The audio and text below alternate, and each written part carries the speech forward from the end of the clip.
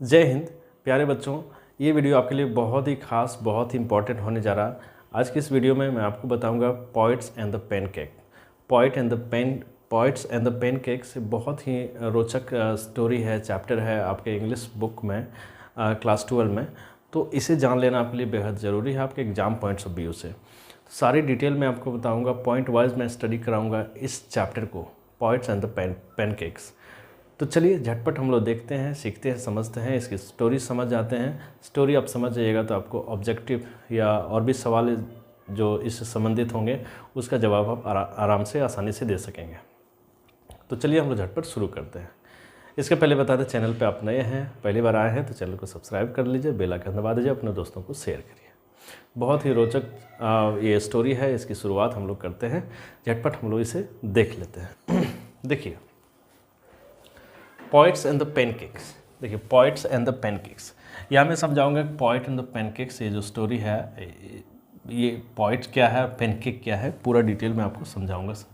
देखो, ये जो स्टोरी है ये लिखी गई है अशोकामित्रन के द्वारा ये लिखी गई है। अशोकामित्रन जो है ये पोइट, और पेनकेक क्या है मैं आपको समझाऊंगा।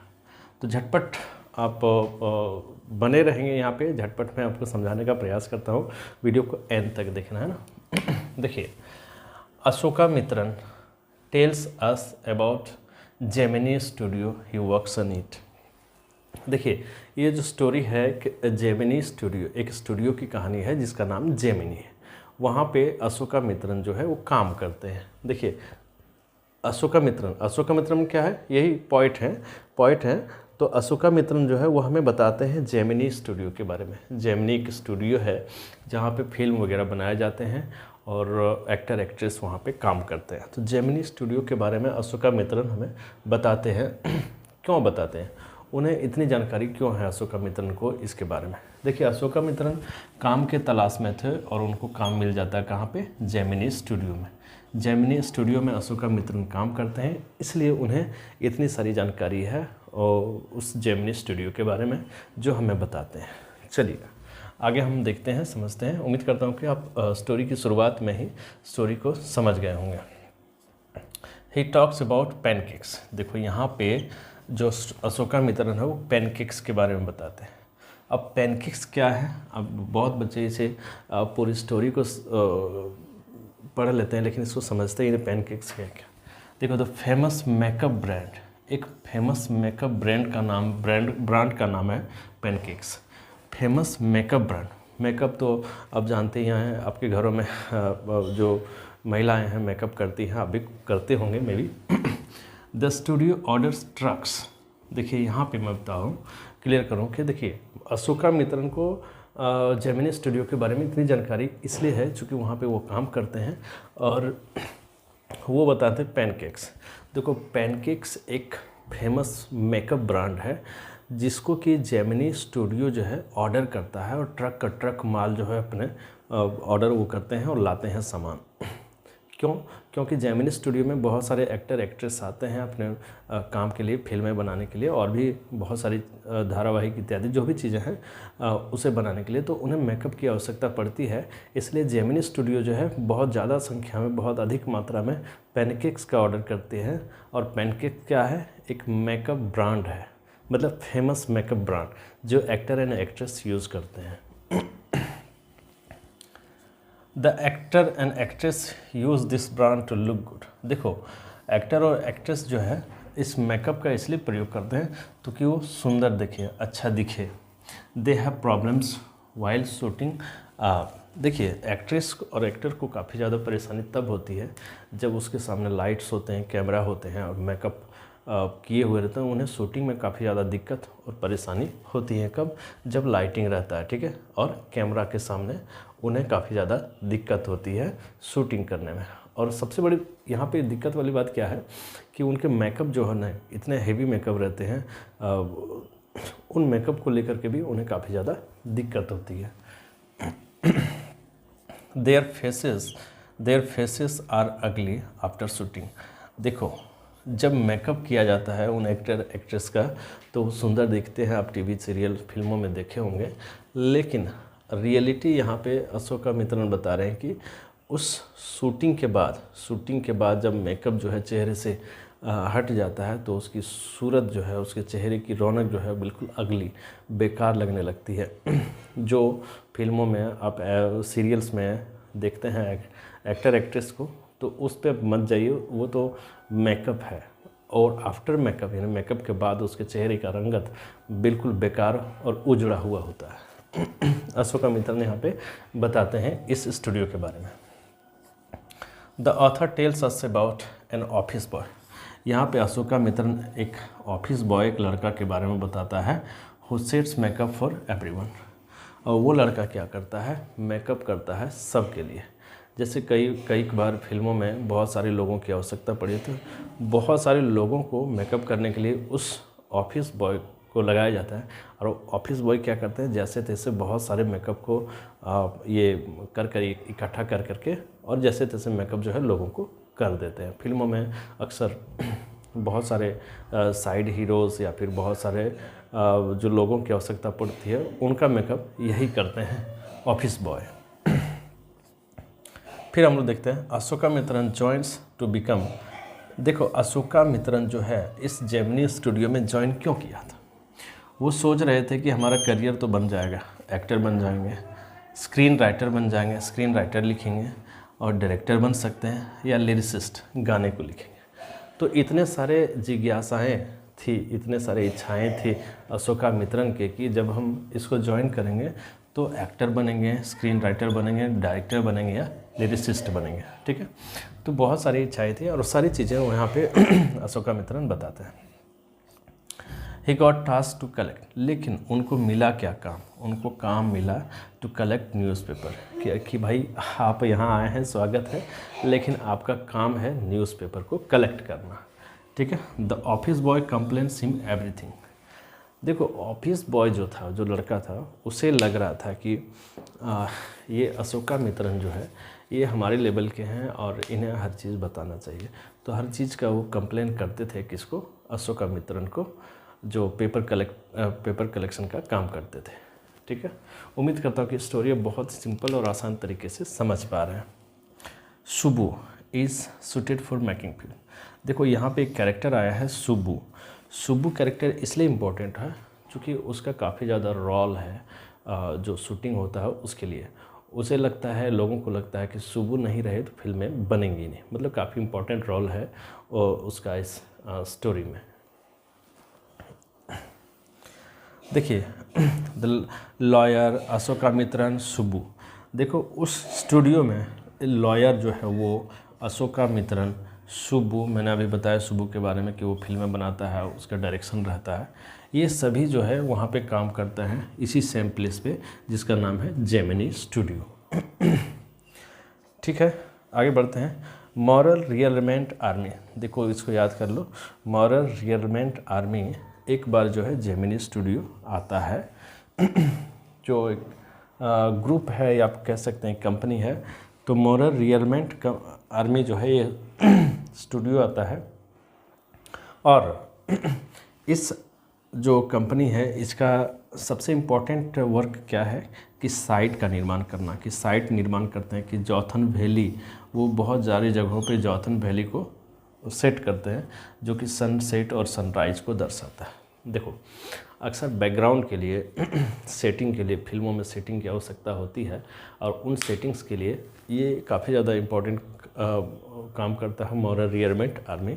ये सेटिंग काफ़ी ज़्यादा लाजवाब बनाता है, चाहे वो सनसेट हो, सनराइज़ हो, इन सब चीज़ों को काफ़ी ज़्यादा अच्छा बताते हैं, बनाते हैं। नेक्स्ट हम लोग डिस्कस करते हैं स्टेफन स्पेंडर। आपने कभी नाम सुना होगा Stephen Spender comes in Gemini studio. वो भी एक बार जेमिनी स्टूडियो आता है। कौन? स्टेफन स्पेंडर जो है जेमिनी स्टूडियो आता है और उन्हें यहाँ दिक्कत होती है। क्या दिक्कत होती है? चूँकि लैंग्वेज प्रॉब्लम उनको होती है, तो लैंग्वेज बैरियर एक प्रॉब्लम है। तो लैंग्वेज बैरियर जो है उसी के माध्यम से वही जो है सबसे बड़ा इशू है यहाँ पे स्टेफन स्पेंडर के लिए कि यहाँ पे वो काम करना उनके लिए दिक्कत होती है, चूँकि लैंग्वेज बैरियर यहाँ पे होती है। फिर आगे हम लोग डिस्कस करते हैं दे ऑल रिकॉग्नाइज। जब स्टेफन स्पेंडर यहाँ से चले जाते हैं जेमिनी स्टूडियो से काम कर करके, तब यहाँ पे जितने भी लोग हैं काम कर रहे हैं जेमिनी स्टूडियो में, सबको ज्ञात होता, सबको जानकारी होती कि कितने महान लोग हमारे यहाँ आए हुए थे जेमिनी स्टूडियो में। स्टेफन स्पेंडर जो बहुत ही विद्वान थे, वो यहाँ से अब गए। तो बच्चों, साथियों, दोस्तों, उम्मीद करता हूँ कि वीडियो आपको पसंद आई होगी। अपने दोस्तों को शेयर करिए, लाइक और सब्सक्राइब करिए। नए वीडियो का इंतज़ार करें। उम्मीद करता हूँ कि नए वीडियो आपको जल्द से जल्द मैं आपको देते रहूँ, आपको कोर्स जो है बिल्कुल कंप्लीट करा दूँ। चैनल को लाइक करिए और नए वीडियो का इंतज़ार करिए। तब तक के लिए बाय बाय। जय हिंद। प्यारे बच्चों, आपका स्वागत है आपके अपने प्यारे YouTube चैनल पे। आज के इस वीडियो में मैं बहुत ही ख़ास टॉपिक के ऊपर डिस्कस करूँगा आपके इंग्लिश के बुक से, फ्लेमिंगो से, इंडिगो। इंडिगो एक ऐसा चैप्टर है जिसमें हिस्टोरिकल चीज़ें बहुत जानने सीखने को मिलती है। तो वीडियो को एंड तक देखना, सारी डाउट्स जो है आपके क्लियर हो जाएंगे और आपके एग्ज़ाम पॉइंट ऑफ व्यू से बहुत अच्छा होगा। वीडियो को एंड तक ज़रूर देखना। आप चैनल पर पहली बार आए हैं तो चैनल को सब्सक्राइब कर लीजिए, शेयर करिए, अपने दोस्तों को शेयर करिए, लाइक करिए, है ना। तो चलिए झटपट हम लोग शुरू करते हैं। मैंने कुछ पॉइंट्स तैयार किए हुए हैं इंडिगो चैप्टर को लेकर के। बहुत ही रोचक तरीके से यहाँ पे इंडिगो को डिस्प्ले किया गया है। उसे मैं कुछ पॉइंट्स के माध्यम से समझाने का प्रयास करता हूँ। गांधी जी का रोल इसमें अहम है। हिस्टोरिकल पॉइंट ऑफ व्यू से भी काफ़ी सारे प्रश्न जो है यहाँ पे बनते हैं। तो चलिए शुरुआत करते हैं। देखिए, इंडिगो जो है ना, ये आप नील जान रहे हैं, नील की खेती जो है वही इंडिगो है। यहाँ पे लुइस फिशर ने इसे लिखी है आपके फ्लेमिंगो बुक में। देखिए, ये घटना लगभग 1916 के आसपास है, 15, 16, 17 के आसपास की ये घटना है इंडिगो, जब हमारे फार्मर के ऊपर एक एग्रीमेंट दिया गया था अंग्रेज़ों के द्वारा कि आपको इंडिगो की खेती यानी नील की खेती करनी होगी। तो क्या डिटेल यहाँ पे इस चैप्टर में बताया गया है, मैं आपको समझाता हूँ। वीडियो को एंड तक देखना, बहुत ही उपयोगी ये वीडियो होने जा रहा है। देखो, story about how Mahatma Gandhi struggle for under privilege peasant of Champaran. देखिए, ये दुख दर्द बताता है कि चंपारण के जो पीजेंट थे, जो फार्मर थे, उनके दुख और दर्द को बताता है। और महात्मा गांधी जो है ना, वो उनके स्ट्रगल के साथ में थे, उनके साथ में खड़े हुए उनको न्याय दिलाने के लिए। जो अंग्रेज़ जो है सो फार्मर्स के ऊपर में ज़बरदस्ती किया करते थे कि आपको इंडिगो का उपज करना होगा, तो उसके खिलाफ जो इनजस्टिस थी, उसके खिलाफ जो है महात्मा गांधी ने इन पीजेंट्स के साथ, यानी चंपारण के जो पीजेंट थे, जो फार्मर थे, उनके साथ खड़े रहे स्ट्रगल में, है ना। तो ये कुछ मुख्य बातें हैं जिसको जानना ज़रूरी है। फिर हम लोग देखते हैं आगे। They share their crops with the British planters. देखो, चंपारण के जो फार्मर थे ना, वो ब्रिटिशर्स के बिल्कुल कब्जे में थे।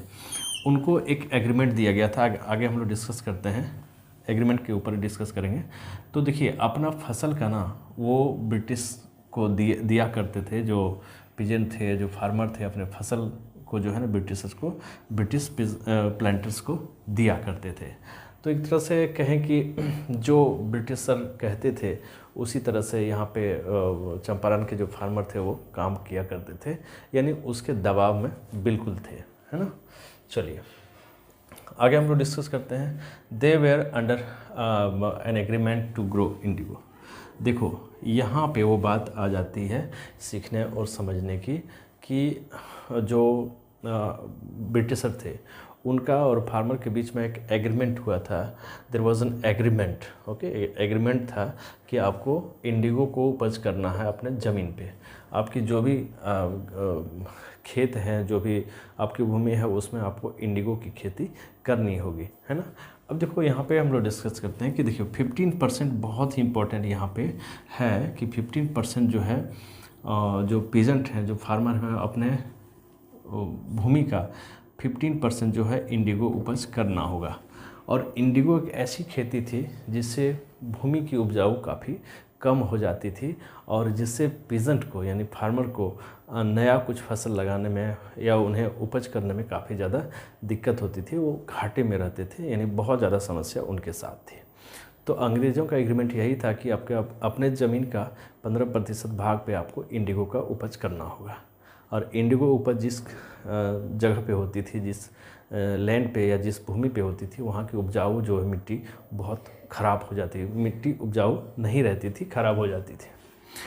तो चलो भाई ठीक है, सब कुछ एग्रीमेंट था, फार्मर जो है उगा रहे थे इंडिगो, और ब्रिटिश पीजेंट्स जो हैं उन्हें कुछ उपलब्ध करा देते थे, पैसे दिया करते थे। फार्मर भी एग्री थे और ब्रिटिशर्स भी एग्री थे। लेकिन एक जो सबसे बड़ा इशू यहाँ पे आ गया, वो आ गया जर्मनी। यहाँ पे देख पा रहे हैं कि अब हुआ क्या।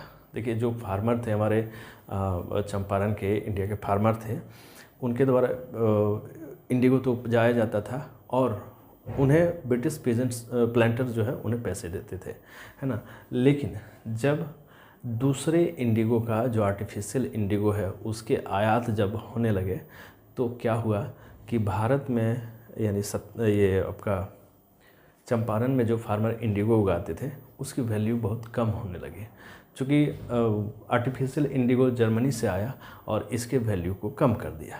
तो फार्मर और ब्रिटिशर्स के बीच में जो एग्रीमेंट था, उसके खिलाफ ये बात हो गई।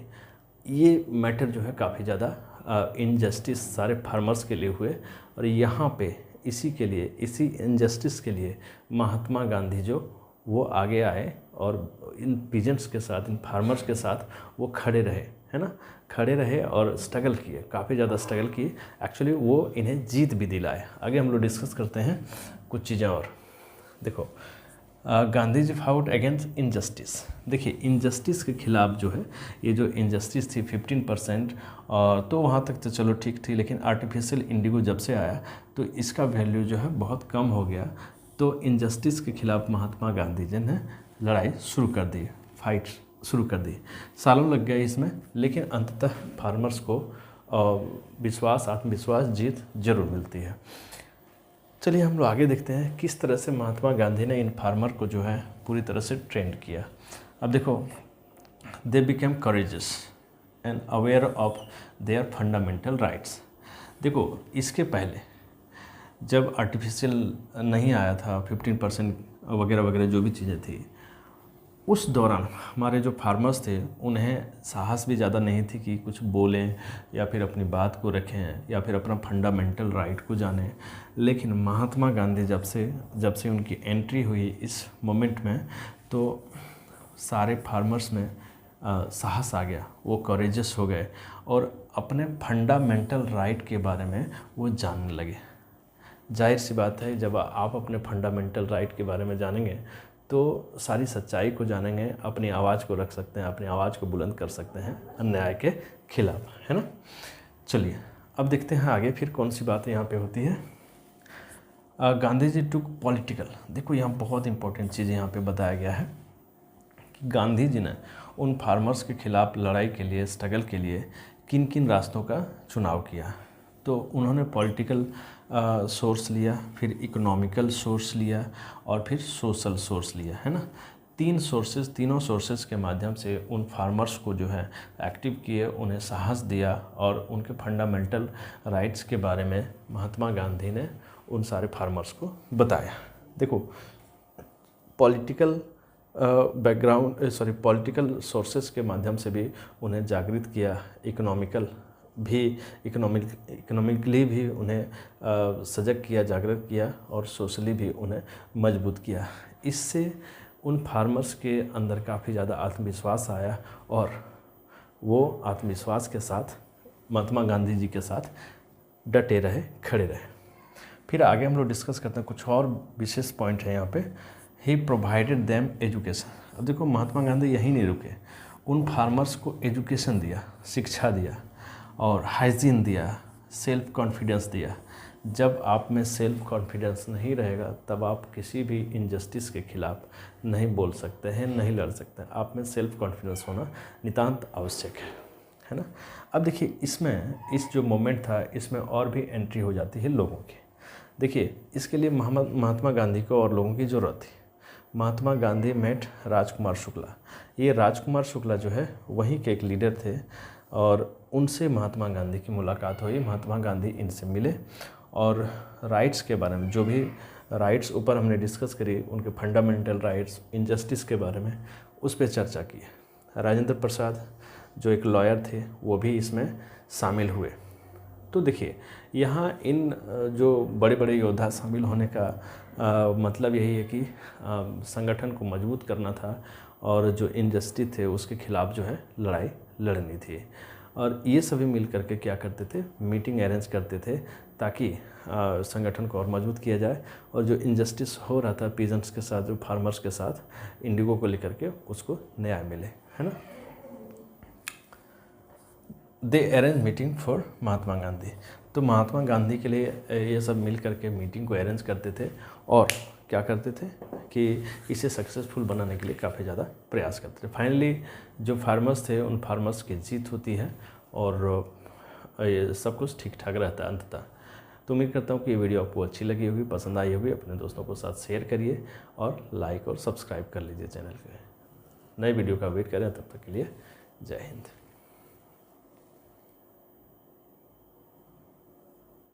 जय हिंद प्यारे बच्चों, आज के इस वीडियो में मैं आपको बताऊंगा अ baker from Goa.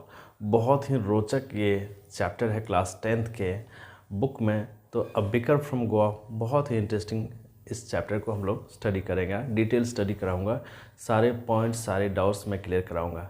A baker from Goa, Luis Rodrigues ने इसे लिखा है। वो अपने बचपन के दिनों को याद करते हैं, जब वो छोटे थे, बचपन के दिनों को वो याद करते हैं और उसे इस कहानी को लिखे हुए हैं अ बेकर फ्रॉम गोवा, है ना। बेकर तो अब जान ही रहे हैं कि जहाँ पे जैसे पाव वगैरह बनाने वाले को बेकर कहा जाता है, ब्रेड बनाने वाले को बेकर कहा जाता है।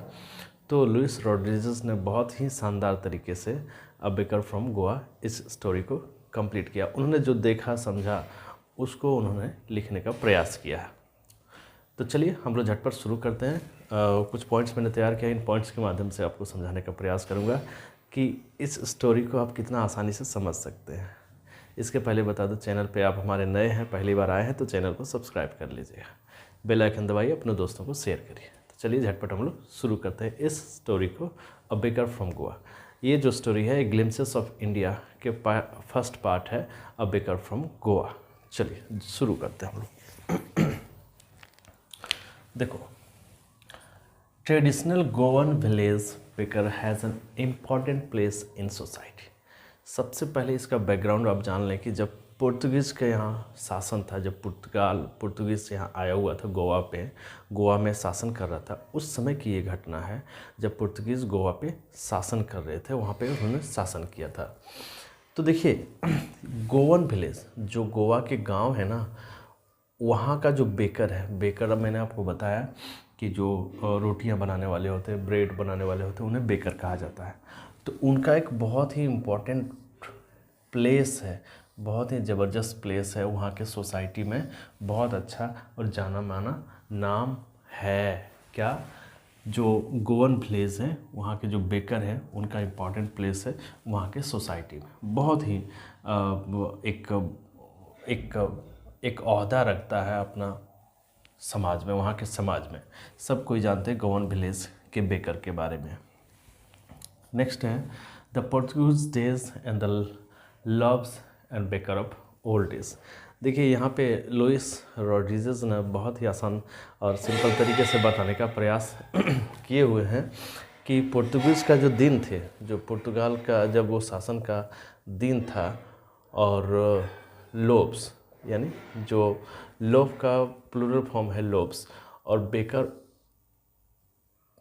बेकर ऑफ ओल्ड डे, यानी उस समय जो हमारे बेकर थे वो जो लोब्स बनाते थे, उन दिनों को याद करते हुए इसे लिखे हैं। वो काफ़ी अमेजिंग डेज थे।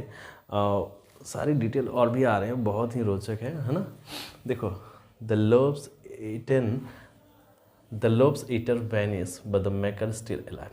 देखिए रॉड्रिगेज यहाँ समझाने का प्रयास कर रहे हैं कि ये ट्रेडिशनल इतने पुराने हैं, ट्रेडिशनली चले आ रहे हैं कि खाने वाले जो लोब्स को खाते थे, हो सकता कि वो उस जगह को छोड़ करके चले गए हों, लेकिन जो बनाने वाले हैं और उसकी फैमिली है वो अभी भी वहाँ मौजूद है। तो इतना ट्रेडिशनली इसका इम्पैक्ट रहा था वहाँ की सोसाइटी में, गोवा में, कि कैसे जो लोप मेकर था उनका इम्पॉर्टेंट प्लेस था उनकी सोसाइटी में। देखिए, द थर्ड and jingle of traditional bakers bamboo heralding amazing. देखिए, जब उनकी एंट्री होती थी, बेकर की एंट्री होती थी, और कैसे पता करते थे बच्चे, यानी ये रॉड्रिगेज बताते हैं कि हम लोग बहुत ही खुश हो जाते थे। उनके जो चलने की आवाज़ थी, थग एंड जिंजल, वो जो बांस पकड़ करके चलते थे, लाठी जैसा रहता था, उसमें झुनझुना जैसा वो आवाज़ आता था। जब उसको रख रख के चलते थे तो एक बहुत ही सुंदर आवाज़ आती थी। वो ट्रेडिशनली वो काम हमेशा से करते रहे थे, है ना। तो जब वो आते थे, सूचना मिलती थी, तो वो काफ़ी रोचक हो जाता था और सारे बच्चे दौड़े दौड़े वहाँ पे चले जाते थे। जैसे अभी के दिन में जब आइसक्रीम वाले वो आवाज़ बजाते हैं, भोंपू की आवाज़ बजाते हैं, तो सारे बच्चे दौड़े दौड़े चले जाते हैं। इवन अपने पेरेंट्स से भी वो लड़ने लगते हैं कि मुझे आइसक्रीम चाहिए। तो लाइक दैट, उसी तरह उस समय बेकर जब आते थे तो सारे बच्चे उसके पीछे दौड़े दौड़े चले जाते थे। देखिए, नेक्स्ट है father not but the son carrying the business these days. देखिए, ये बिजनेस इतना ज़बरदस्त था बेकर का, बेकिंग का, कि जो फादर हुआ करते तो हो सकते वो फादर नहीं हैं, लेकिन उसके बच्चे अभी भी उस बिज़नेस को जो है कैरी कर रहे हैं, बिज़नेस को चला रहे हैं और उससे काफ़ी ज़्यादा प्रॉफिट ले रहे हैं, अपने फैमिली को वो गुजर बसर कर रहे हैं, है ना। देखिए, the baker came twice a day and became my friend. यहाँ पे रॉड्रिगेज बताते हैं कि बेकर जो है ना, वो दिन में 2 बार आते थे। एक बार जब वो सामान को लोड करके जाते थे, उसके बाद दोबारा जब मिलते थे, जब वो वापस सामान ख़त्म कर करके आते थे। तो ट्वाइस अ डे यानी दिन भर में 2 बार उनसे भेंट हो जाती थी और बच्चे काफ़ी ज़्यादा ललायित होते थे उनसे मिलने को लेकर के, इसलिए लगता था कि वो हमारे दोस्त हैं। तो बहुत ही रोचक तरीके से यहाँ रॉड्रिगेज ने समझाने का प्रयास किया है। नेक्स्ट है children woke up by listening the tug ginger sound of bamboo. देखिए, उसके चलने की आवाज़, उसके बम्बू की आवाज़ सुन करके जो बच्चे सो रहे होते हैं वो भी जग जाते हैं और उसके पीछे दौड़ने लगते हैं। किसके पीछे? वो जो हमारे बेकर है, ट्रेडिशनल बेकर, उनके पीछे दौड़ने लगते हैं, है ना। वो कुछ फ्रेगरेंस ही इतना ज़बरदस्त है। देखो, पास्टिन और बास्टिन, नो मैटर, चाहे कोई भी हो, या पास्टिन हो या बेस्टिन हो, ये लव यानी उन बच्चों का जो लव था उस बेकर के प्रति, वो उन्हें खींच के ले आता था। वो लोव्स काफ़ी ज़्यादा स्वीट होते थे और बच्चे काफ़ी ज़्यादा उसे मज़े से खाते थे, है ना। बहुत ही सिंपल तरीके से लूसियो रॉड्रिगेज ने समझाने का प्रयास किया है। देखिए, बताया है यहाँ पे कि म्यूज़िकल एंट्री उसकी होती थी, झंग झंग साउंड। जैसे वो सामान लेकर के चलते थे, झंग झंग, वो चलने का अंदाज जो था, जैसे एक टोकरी अपने माथे पे रखते थे, ऐसे होल्ड करते थे और दूसरे हाथ में बम्बू, और चलते थे तो झंग झंग करके आवाज़ आती थी, जिससे बच्चे जो है सुनते थे, उठते थे और उसके पीछे दौड़े आते थे। जैसे आइसक्रीम वाले की आवाज़ सुन करके बच्चे दौड़ने लगते हैं, लाइक दैट। नेक्स्ट है, अब देखिए, बच्चे दौड़े दौड़े चले आते थे, लेकिन वो बेकर बच्चों को धमकाते भी थे। लेकिन बच्चे तो बच्चे होते हैं, वो चढ़ करके, दीवारों पे चढ़ करके उसे पीप करते थे, देखते थे, है ना। और यदा कदा मिल जाता था, खा लेते थे। कैसे खाते थे? ऐसे कि भाई मुंह और दांत धोने की ज़रूरत नहीं है। कौन आम के पत्तों को तोड़ करके उसके ब्रश बनाएंगे, उसके टहनियों को ब्रश बनाएंगे। तो उनकी आइडिया सोच ये रहती थी कि टाइगर कभी ब्रश नहीं करते हैं तो वो खा लेते हैं, लाइक दैट। वो अपने से उसके टाइगर से कंपेयर कर करके वो क्या करते थे, उसे खा लेते थे। एक्चुअली ये कोई ये नहीं था कि भाई ब्रश करके खाना या नहीं खाना, लेकिन उस लोब्स के प्रति, उन बेकर्स के प्रति उनकी जो लगाव थे वो काफ़ी रोचक थे, जिस कारण से वो हर चीज़ भूल करके, छोड़ करके उन बेकर्स के पीछे वो चले जाते थे। देखिए, आगे और भी डिस्कस करते हैं। यहाँ पे बताए हैं रॉड्रिगेज कि मैरिज मीनिंगलेस, यानी उस समय जो भी गोवा में शादियाँ होती थी वो मीनिंगलेस हो जाती थी, बेकार।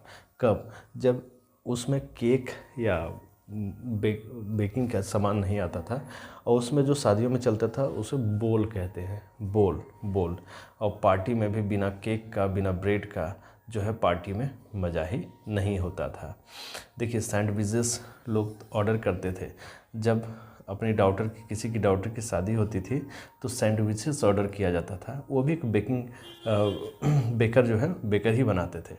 और बोलिनहास भी एक तरह से केक है, और ये जो है कहाँ पे यूज़ किया जाता था? क्रिसमस में। जब क्रिसमस का त्यौहार आता था तो बोलिनहास केक, और जब शादियों का त्यौहार आता था तो सैंडविचेस, पार्टी में ब्रेड, और शादी में जो है बोल, जो ब्रेड है उसको यूज़ किया जाता था। तो कहने का सीधा अर्थ है कि बिना ब्रेड के, बिना बेकर के, बिना ब्रेड के कोई भी फेस्टिवल जो है वो अच्छे तरीके से नहीं वहाँ बताया जा सकता, क्योंकि ट्रेडिशनली इतना इम्पैक्ट था सारे फेस्टिवल्स के ऊपर कि बिना ब्रेड के, बिना बेकर के फेस्टिवल जो है वो चल ही नहीं पाता था, आनंद नहीं लगता था, है ना। कबाई, देखिए जो बेकर थे वो कबाई ड्रेस जो है पहन करके आते थे। वो घुटने से थोड़े नीचे तक होते थे और नीचे से ये पैर से थोड़े ऊपर तक होते थे। वो थोड़ा अजीब ड्रेस होता था। अभी के ज़माने में पहनिएगा तो लोग पता नहीं क्या क्या कमेंट करेंगे। देखिए, वो बिल को ना किसी दीवार पे पेंसिल से लिख करके रखते थे। कौन? बेकर, कि किसको कितना दिया। और इवन जब वो आते थे तो मॉर्निंग का गुड मॉर्निंग कह करके, जो मालकिन होती थी घर की, उन्हें गुड मॉर्निंग कह करके संबोधित करते थे। बहुत ही रोचक तरीके से उन्होंने बताया है। सारे बिल्स को वो जो है ना वो दीवार पे लिख करके रखते थे, और इतना बढ़िया प्रॉफिटेबल बिजनेस था ये कि किसी के बच्चे अभी कैरी कर रहे हैं, फिर आने वाले जनरेशन जो है इस बिज़नेस को कैरी करते रहे, अपने फैमिली का वो जो है चलाते बचाते रहे हैं, गुजर बसर कराते हैं, उसी से उनकी फैमिली जो है चलते थे उन बेकर्स के। तो लुइस रॉड्रिगेज ने गोवा की एक बहुत बड़ा अच्छा चित्रण किया हुआ है। उम्मीद करता हूँ कि ये वीडियो आपको पसंद आई होगी। अपने दोस्तों को ज़रूर शेयर करिएगा और चैनल को सब्सक्राइब कर लीजिएगा। सो नई वीडियो का वेट करें, तब तक के लिए जय हिंद। जय हिंद प्यारे बच्चों, आज के इस वीडियो में मैं आपको बताऊंगा, डिटेल स्टडी कराऊंगा कुर्ग चैप्टर 10th के इंग्लिश बुक में ग्लिम्सेस ऑफ इंडिया का सेकंड पार्ट है। ग्लिम्सेस ऑफ इंडिया का सेकंड पार्ट कुर्ग है। कुर्ग बहुत ही सुंदर बेहतरीन चैप्टर है। क्लास 10th के सभी विद्यार्थियों को जान लेना, सीख लेना बहुत ही आवश्यक है। कुर्ग चैप्टर आप देख पा रहे हैं कि लोकेश एब्रॉल ने लिखी हुई है। बहुत ही रोचक अंदाज में उन्होंने इस कुर्ग के बारे में बताया है। तो ग्लिम्सेस ऑफ इंडिया, ग्लिम्सेस का मतलब होता है झलक। भारत का झलक जो कुर्ग के रूप में दिखाया गया वो बहुत ही बेहतरीन है। वीडियो को एंड तक देखना और चैनल को सब्सक्राइब करना, अपने दोस्तों के साथ शेयर करना। हम लोग झटपट शुरू करते हैं और देखते हैं कुर्ग के बारे में लोकेश एब्रॉल ने कौन सी बात लिखी हुई है। मैंने कुछ पॉइंट्स तैयार किए, इन पॉइंट्स के माध्यम से मैं आपको समझाने का प्रयास करूँगा कुर्ग के बारे में, है ना। तो चलिए हम लोग झटपट शुरू करते हैं। देखो, ग्लिम्सेस ऑफ इंडिया का सेकंड पार्ट है कुर्ग। कुर्ग क्या है मैं आगे बताऊंगा और पूरा स्टडी कराऊंगा। लोकेश एब्रॉल ने इससे लिखा है कुर्ग के बारे में। समझ गए? कुर्ग के बारे में लोकेश एब्रॉल ने लिखा हुआ। देखो, पहला पॉइंट जो है, Coorg is a coffee country famous for its rain forest and spices. जैसे ही आप चैप्टर खोलेंगे तो पहला लाइन आपको यही मिलेगा। कुर्ग क्या है? कॉफ़ी कंट्री है। कुर्ग एक कॉफ़ी कंट्री है। कॉफ़ी कंट्री कहने का मतलब कि एक ऐसा क्षेत्र जहाँ पे कॉफ़ी उगाया जाता है। Famous for its rain forest, और ये जो कुर्ग है ना, ये फेमस है अपने रेन फॉरेस्ट, वर्षा वन के लिए फेमस है, और स्पाइसेस यानी मसालों के लिए फेमस है। 2-3 बातें आपने यहाँ पे सीखी कि कुर्ग जो है एक कॉफ़ी कंट्री है। कॉफ़ी कंट्री कहने का मतलब एक ऐसा क्षेत्र जहाँ पे कॉफ़ी उगाया जाता है। एक्चुअली ये इंडिया में ही है ना। तो ये फेमस है रेन फॉरेस्ट के लिए और मसालों के लिए। फिर हम लोग आगे बढ़ते हैं। ये कहाँ पे है? देखो, ये बिटवीन मैसूर और मंगलोर और मैसूर के बीच में ये जगह पड़ता है कुर्ग। कुर्ग एक स्थान है, कुर्ग एक जगह है जहाँ पे कॉफ़ी बहुत ज़्यादा ये उपजाया जाता है। देखिए, ये कुर्ग को लोकेश एब्रॉल ने कुर्ग को heaven from kingdom of God कहा है। इसकी खूबसूरती इतनी खूब अच्छी है कि लोकेश एब्रॉल ने इसका बयां किए हुए हैं कि ये जो है किंगडम ऑफ गॉड, यानी गॉड का किंगडम है। कौन? तो कुर्ग। तो अभी तक आपने बहुत ही सिंपल अंदाज में देख लिया, सीख लिया कि कुर्ग जो है एक क्षेत्र जहाँ पे कॉफ़ी उगाया जाता है और अपने रेन फॉरेस्ट और मसालों के लिए काफ़ी ज़्यादा फेमस है। और कुर्ग जो मैसूर और मैंगलोर के बीच में है, और ऐसा दृश्य और सुंदर मनोरम दृश्य यहाँ पे है, लगता है कि ये किंगडम ऑफ गॉड है, यानी भगवानों का किंगडम है ना। चलिए अब आगे हम लोग देखते हैं।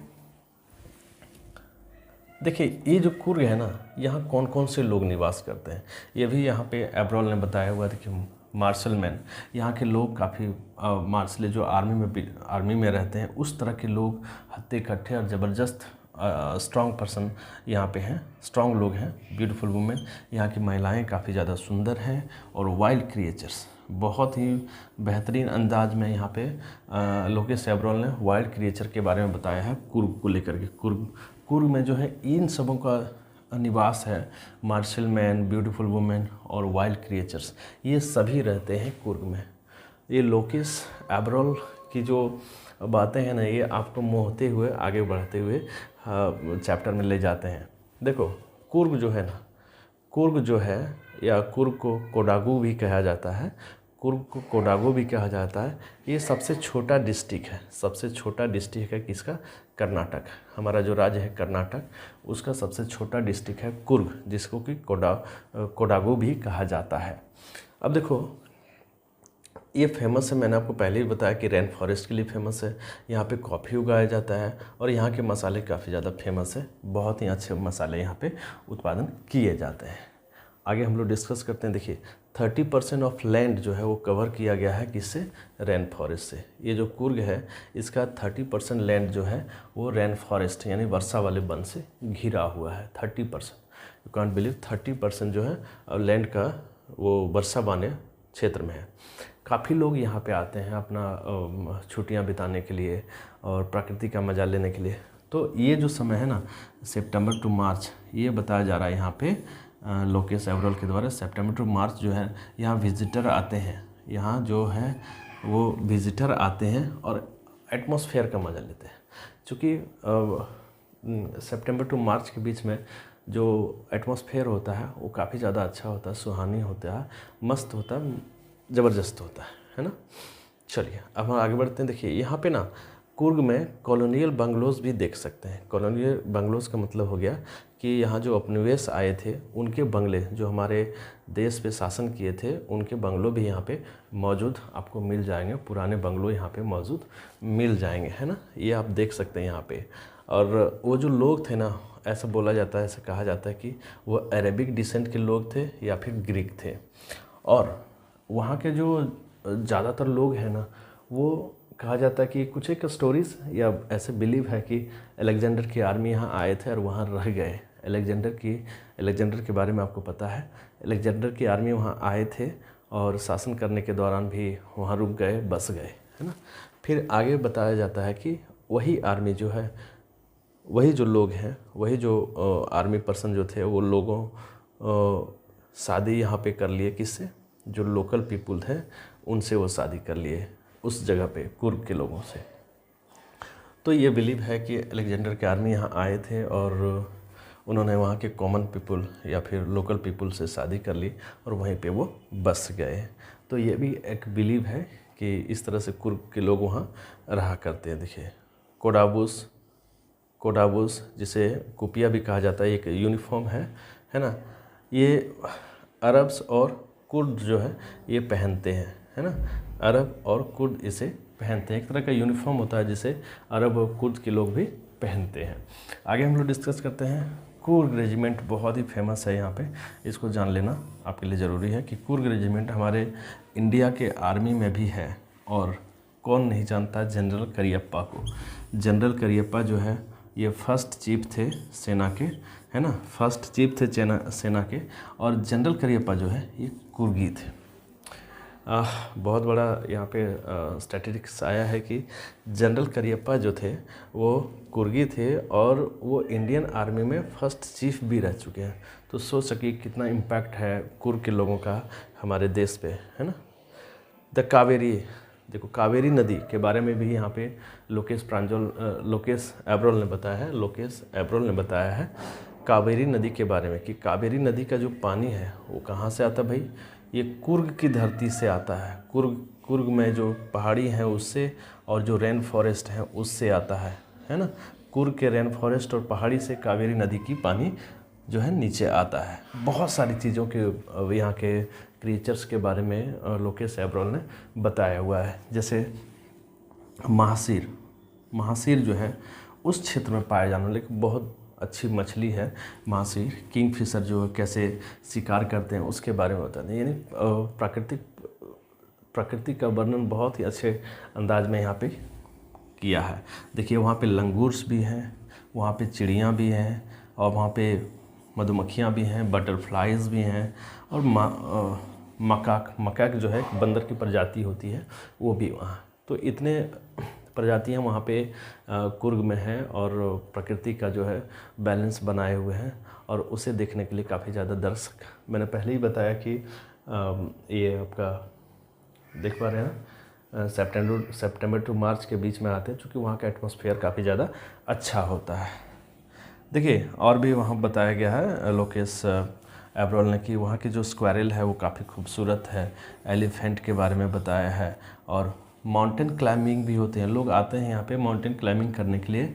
रैपलिंग क्या होता है, अर्थ जैसे रस्सियों को पकड़ करके पहाड़ों पे चढ़ते हैं, वो रैपलिंग कहलाता है ना। और रॉक क्लाइंबिंग, जो रॉक्स होते हैं उस पर भी लोग चढ़ने के लिए दूर दराज से आते हैं, है ना। प्रकृति प्रेमी जो है वो खींच लाता है लोगों को यहाँ पे कुर्ग में। देखिए यहाँ पे ब्रह्मागिरी के बारे में बताया गया है। ब्रह्मागिरी का जो व्यू है ना, ब्रह्मागिरी से ये कुर्ग का व्यू काफ़ी ज़्यादा पनोरमिक होता है, यानी ज़बरदस्त सुंदर, बहुत ही लाजवाब होता है। निसर्गंधा का भी यहाँ पे लोकेशन बताया गया है ना। देखिए एक बहुत ही इंपॉर्टेंट चीज़ यहाँ पे बताया गया है कि ये जो है बैलाकुप्पी जो है ये बहुत फेमस जगह है। किसके लिए? बुद्ध मॉन्क के लिए। बुद्ध के जो साधु संत होते हैं उनके लिए बालाकुप्पी जो है बहुत ही फेमस स्पॉट माना जाता है, जगह माना जाता है, जिसमें कि उनके अपने ही कलर में जो यूनिफॉर्म होते हैं उसे आप देखेंगे तो आप मंत्र मुग्ध हो जाएंगे। काफ़ी सुंदर जो दृश्य है वो उन लोगों का प्रकृति के साथ समायोजन करके आप देख सकते हैं, है ना। तो इसीलिए लोकेश एब्रोल ने कुर्ग को heart and soul of India कहा, यानी भारत की हृदय और भारत की आत्मा लोकेश एब्रोल ने कुर्ग को कहा। तो बहुत ही रोचक तरीके से हमने इस चैप्टर को समझा, सीखा। उम्मीद करता हूँ कि ये वीडियो आपको बहुत पसंद आई होगी। अपने दोस्तों को आप शेयर करिएगा और लाइक और सब्सक्राइब कर लीजिएगा चैनल को। नए वीडियो का वेट करें, तब तक के लिए जय हिंद।